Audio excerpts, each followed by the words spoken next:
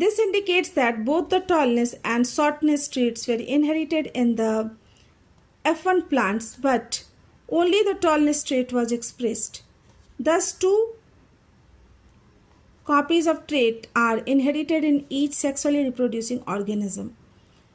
When we talk about the plants of F1 generation, the pure tall plants were crossed with dwarf plants and all the offsprings were tall.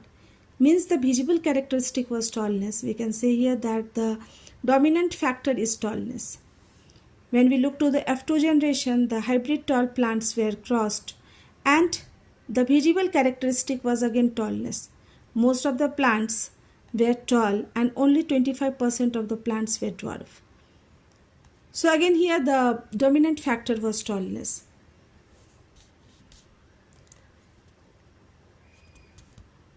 Thus, two copies of the trait are inherited in each sexually reproducing organism. These two may be identical or may be different depending on the percentage. Now here we know that two copies of a trait means inheriting two alleles. One from, here you can see the genes. This is one from father and one from mother, and both genes, these are passed to the offspring and they make a characteristic. They make a trait. Now they may be identical. When they are identical, they are called as homozygous, and when they are different, then they are called as heterozygous. Activity 9.2. In figure 9.3, what experiment would we do to confirm that F2 generation did in fact have a 1:2:1 ratio of capital TT, capital T, and small t trait combinations.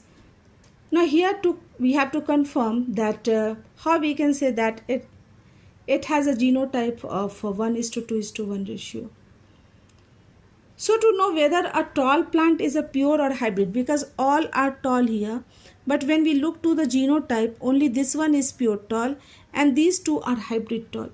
So to know whether this plant is pure tall or this plant is pure tall, what we do a test cross.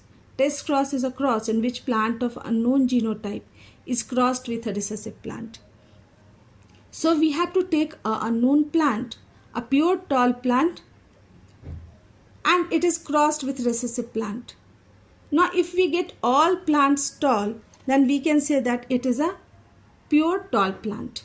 If we get the offsprings all tall plant.